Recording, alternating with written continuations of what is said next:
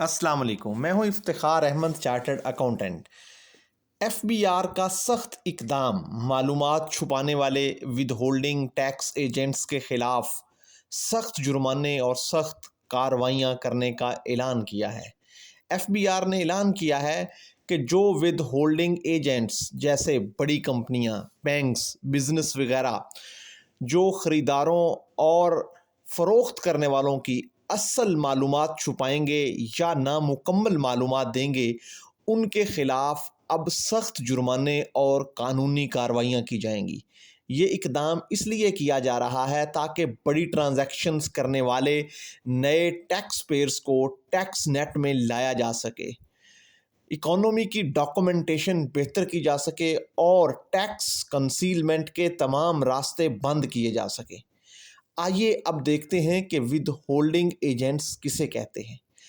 ऐसे तमाम इंडिविजुअल्स या इदारे जो कानून के तहत किसी को पेमेंट देने से पहले टैक्स काट कर एफबीआर को जमा करवाने के पाबंद हों, उन्हें विद होल्डिंग टैक्स एजेंट कहा जाता है। मसलन बैंक्स जो हैं वो प्रॉफिट पे करने से पहले टैक्स पे कटौती करते हैं। जो कंपनियां रेंट या कॉन्ट्रैक्ट या सैलरीज वगैरह देती हैं उस पर टैक्स की कटौती करना होती है।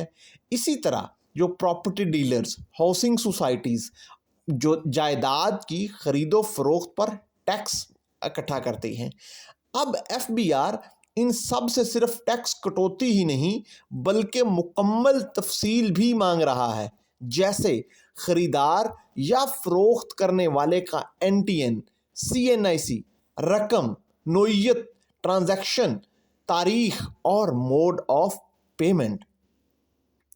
इनकम टैक्स ऑर्डिनेंस के तहत अगर विद होल्डिंग एजेंट्स ने 165 की सेक्शन के तहत जो स्टेटमेंट्स और मालूमात वक्त पर जमा नहीं करवाई या इनकम्प्लीट इंफॉर्मेशन दी है, अगर 90 दिन के अंदर स्टेटमेंट फाइल कर दे तो टैक्स वक्त पर जमा हो चुका हो तो उसका जुर्माना 50,000 रुपया होगा।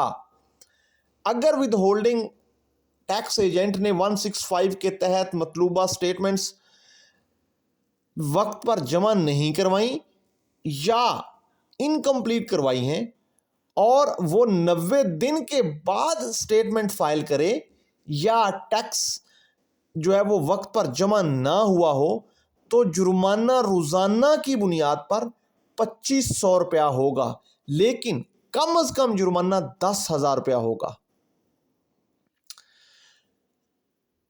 यानी अब स्टेटमेंट जमा ना करवाना या ना मुकम्मल मालूमात देना कोई मामूली बात नहीं रही, बल्कि रोज़ाना के हिसाब से बड़ा जुर्माना बन सकता है।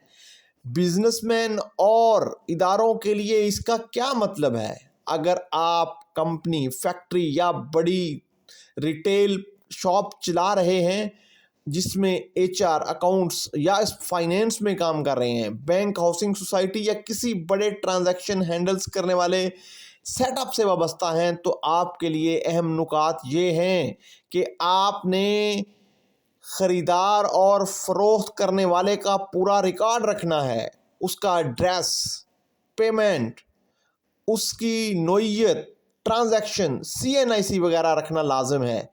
तमाम विद होल्डिंग स्टेटमेंट्स को वक्त पर फाइल करना ज़रूरी है।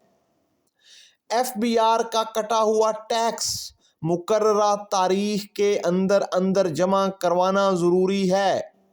अगर ना किसी भी ट्रांजैक्शन में सीएनआईसी को नाम को छुपाया गया या गलत या नामुकम्मल मालूमात दी गई तो शदीद नोयत के जुर्मानों का सामना करना पड़ सकता है।